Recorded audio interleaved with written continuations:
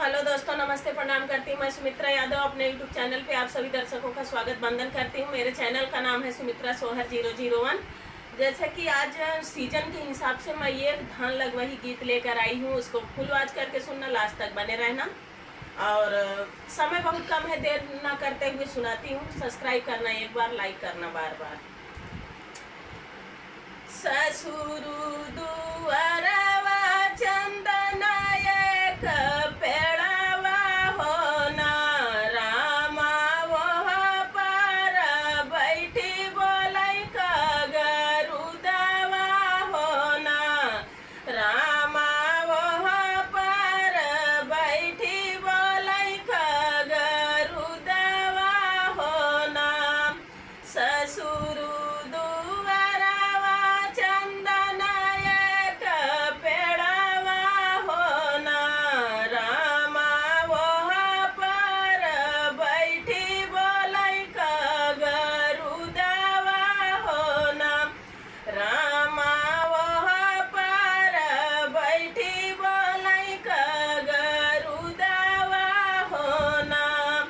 भीतर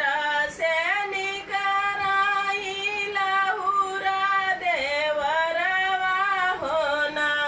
भौजी सुनिले तू कगवा कई बोलिया होना, भौजी सुनिले तू कगवा कई बोलिया होना। भीतर से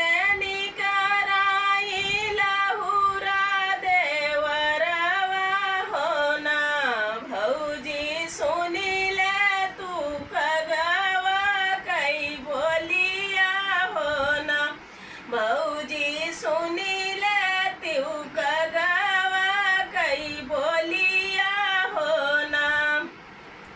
तोहरे नीले खे देवरू कगवा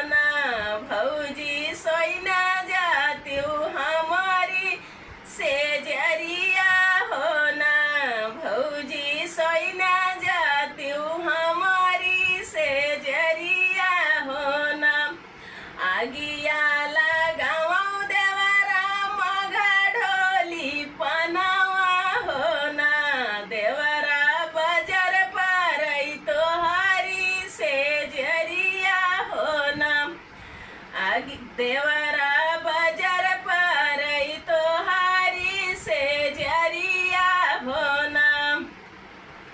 आगिया लगावा देवरा मघ ढोली पनवा होना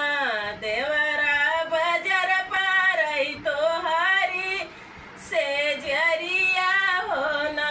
देवरा बजर पर तोहारी से जरिया होना हमारे नैहरवा देवरा चारी जोड़ी बैलवा होना देवरा तो है जैसन लगई हरवा हवा होना देवरा तो है जैसन लगई हरवा हवा होना हमारे नैहरवा देवरा चारी जोड़ी बैलवा होना